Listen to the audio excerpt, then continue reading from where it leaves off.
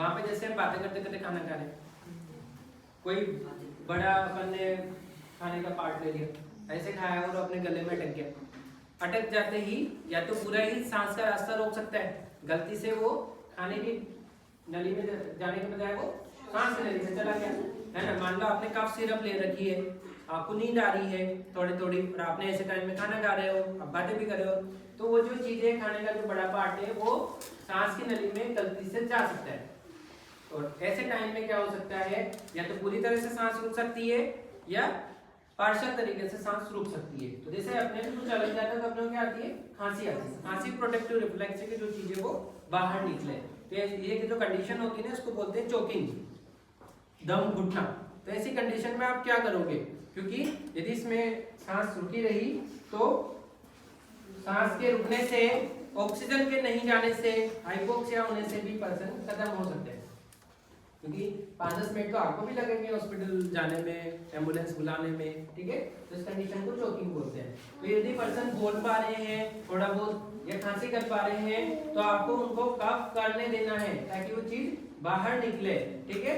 और यदि उन्होंने इसमें पोजीशन कैसे रहेगी, वो जो पर्सन होंगे वो ऐसे होंगे यूं करके, क्योंकि उनकी यहाँ कुछ अलग है, ठीक है। हो सकता है सांस रुकने से उनका जो चेहरा है वो पीला या नीला पड़ने लग जाए, ठीक है। ऐसे कंडीशन हो सकती है, वो बेहोश होने जैसे आ जाए, चक्कर जाने जैसे हो जाए, यदि वो कुछ बोल ही नहीं पा रहे मतलब पूरा ही रुक गया। अभी जो आप बोल पा रहे हैं ना, इसलिए बोल पा रहे हैं क्योंकि हवा हमारे लेरिंग्स, एक लेरिंग्स होता है जिसको क्या बोलते हैं, जिसको कंठ बोलते हैं, ठीक है। यहाँ से हवा लेरिंग्स से होते हुए हमारे फेफड़ों में जाती है, फिर वहां से आती है, इसलिए हम बोल पाते हैं। मतलब कोई आदमी यदि बोल पा रहा है, पूरा सेंटेंस बोल पा रहा है, तो उसका सांस का रास्ता ठीक है। तो यदि वो बोल भी नहीं पाएंगे तो इस कंडीशन में खांसी कर रहे हो तो उनको करने देना है। बाकी क्या करना है उनको, ये जो नाभि है और एक अभी यहाँ जो हमने स्टेनम एक हड्डी देखी थी उसके बीच में जो जगह है वहां पर ये एक मुट्ठी ऐसे और दूसरी मुट्ठी ऐसे, ठीक है। ऐसे आपको बनानी है और फिर आपको यहाँ पे अपवर्ड और बैकवर्ड, ऊपर और पीछे की तरफ ऐसे 5 बार ऐसे इनको ऐसे झटके देते हैं, जिसकी वजह से क्या होगा, यहाँ पे जो भी लग रहा होगा वो ऊपर आ जाए। हमने किस तरीके से दिया, पीछे और ऊपर की तरफ, ताकि चीज यहाँ से ऊपर आ जाए, जो भी अलग रही होगी इधर से निकल जाए 5 बार। तो इसको अपन हेमरेज मैनुअल बोलते हैं। बट यदि छोटा बच्चा है 1 साल का है तो उनमें क्या करना पड़ेगा, अपने को ऐसे बच्चों को ऐसे लेके चेस्ट पर, बैक पर 5 बार, बैक पर, चेस्ट पर ऐसे थर्स देना चाहिए। बट मान लो आप अकेले हो घर पे और आपने कुछ खाया और ऐसे लग गया और आप तो बोल भी नहीं पा रहे, अब आप किसको बुलाओगे, आवाज तो लगा नहीं सकते, फोन भी मांगी, आप क्या करें। तो आपको क्या करना है, जैसे ये सब टेबल रहती है, कुर्सी रहती है, तो इसमें आपको पता है ना ये वाली चीज इस तरीके की है, तो इस चीज को हम लेकर तो इस बीच में यूं लाके आपको खुद ही इस तरीके से अपवर्ड बैकवर्ड कंप्रेशन करना है, ऐसे थर्स से, तो वो चीज आपके इधर से निकल सकती है। बट ये चीज यदि आपने शुरू के 5 से 10 मिनट में नहीं की तो उसके बाद तो परमानेंटली ब्रेन डैमेज हो सकता है हाइपोक्सिया से, ठीक है। तो ये जो चीज है ये क्या है, सॉरी ये चीज है, इसको अपन चोकिंग बोलते हैं, है ना।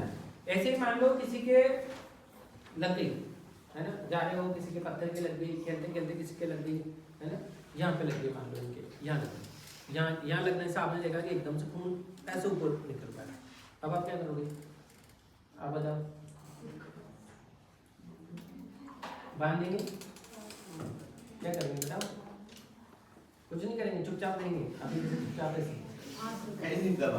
हाँ तो उन्होंने बताया उड़े। यहाँ क्या है, इसको अपने को वर्टिकल ऐसे कंप्रेशन लेना है ना, कंप्रेशन यूं नहीं देना, ऐसे वाला नहीं देना, ऊपर से 90 डिग्री पर ऐसे वर्टिकल कंप्रेस करने रखना है कम से कम 3 से 10 मिनट तक। तो इतने में वो जो ब्लड है वो वहाँ पे रुक जाएगा, ब्लीडिंग रुक जाएगी इतना। जैसे कहीं यहाँ इनकी आर्टरी कट गई किसी वजह से, ऐसे खून आ रहा मोटर की तरह, तो फिर आपको उसको वर्टिकल प्रेशर देना है यूं, ठीक है। अपना यहाँ हल्की पट्टी भी बांधनी है तब भी नहीं, काम नहीं चलेगा, आपको इसे इस तरीके से कंप्रेस करके रखना पड़ेगा। 3 मिनट में खून रुक सकता है। कितनी भी बड़ी वेसल्स में डैमेज हो, इस वर्टिकल कंप्रेशन से ब्लड रुक सकता है, ठीक है। मान लो आपने इसमें कुछ लगा दिया, कोई केमिकल लगा दिया, टूथपेस्ट लगा दिया, ऐसे काम नहीं करना, अभी खून रोकना है, ठीक है। फिर जो एंटीसेप्टिक है वही आप लगाएंगे इनके, बैठिए। ऐसे किसी के मान लो आंख में कुछ चला गया, है ना, ककड़ पत्ते चला गया, तो क्या करेंगे, और ज्यादा मत लगे, यूं करके उससे क्या होगा, वो जो चीज है और अंदर जा सकती है, कोर्निया को डैमेज कर सकती है, है ना। तो आपको अगर कुछ चीज चली भी गई है, मान लो कील अंदर चुभ भी गई है शरीर में कहीं भी, मान लो इनके कोई लोहे की चीज यहाँ चुभ गई है अचानक से, तो उसको हटा देंगे खींच के? नहीं।